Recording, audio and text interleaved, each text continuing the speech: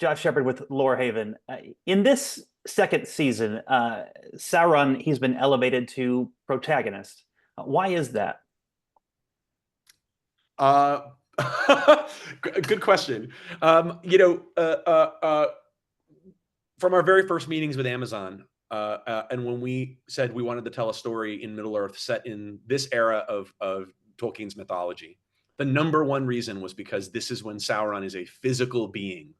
And he's deceiving and manipulating. His tentacles are everywhere, and he is deeply complexly evil. And the depiction of that character was absolutely paramount from our first story conversations of this is the reason you do this. How do we get this right? And part of that is, you know, hopefully casting an incredibly talented and lovely human in Charlie Vickers, and part of that is telling a story where Sauron has the room to Sauron.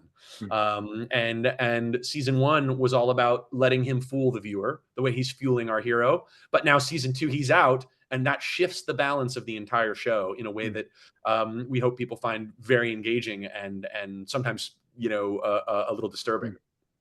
And you know, I should also say we're not the first people to make the bad guy the protagonist. You know, this has a long glorious tradition going back to Milton, and probably earlier on, where you know Milton's Satan is this compelling, you know, character you can't take your eyes off of. Milton did it sort of to show his readers their own fallenness by showing how interested they were sort of in the devil and in evil. But you know, as you find yourself interested in Sauron, you got to be careful because you know he's a bad guy and he deceives everyone, maybe even the audience. This expression of evil is very different from the shadowy, powerful version of Sauron that audiences know from the films. What is this saying about the nature of evil?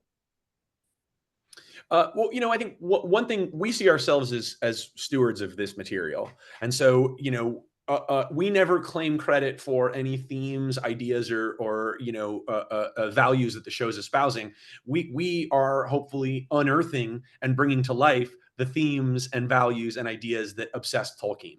And what's very interesting about the Lord of the Rings, sometimes it can be painted by viewers or critics with a broad brush as being expressive of a black and white world where there's pure evil and pure good. But that's really not what Tolkien was writing about. He's writing about the fall. He's writing about temptation, and he's writing about good and evil as absolutes, but the people who dwell in the world are not absolute. So sometimes good characters fall to evil, or evil characters are capable of potential good. And we tried to, you know, with every season of this show and every episode, bring that to life in the most engaging, hopefully thrilling, complex way possible. Because you know, Tolkien has a lot to say about good and evil, and that's something timeless that everyone can identify with.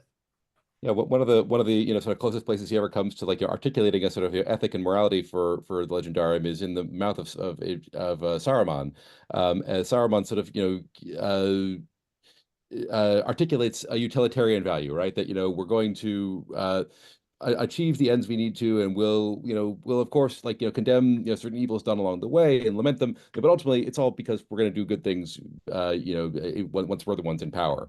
And you know, so Tolkien, you know, implicitly condemns this utilitarian ethic, and you know, so I think Sauron follows in a very similar kind of mold as Saruman, who eventually puppets. When it comes to characters on the good side, like Elendil and Durin the Fourth, how do you write their arcs so that their choices feel real and relatable?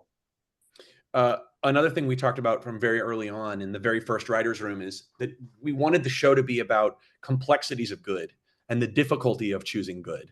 You know, hopefully our heroic characters, you know, whether it's Durin or Elendil, they're in their own ways trying to find the light, sometimes literally. You know, and I think the question is, can they stay true to themselves when the temptations of power and you know the world is pressing back on them? And you know, certainly this second season, Durin is struggling with an existential crisis, and in some ways, you know, the dwarves are cutting corners to solve it, and Durin's exploring really where his values lie on that. For Elendil, his entire society is turning against him, and he's holding on to those values. But you know, what sacrifices is he going to make, you know, to do so? So both of those characters are very much trying to hold on to the good in a world that is pushing them more and more away from it. So good. Well, This is a tremendous show. I'm enjoying the journey along the way, and appreciate you both for all you're putting into it, and you're quite ambitious team as well. Thank you very much.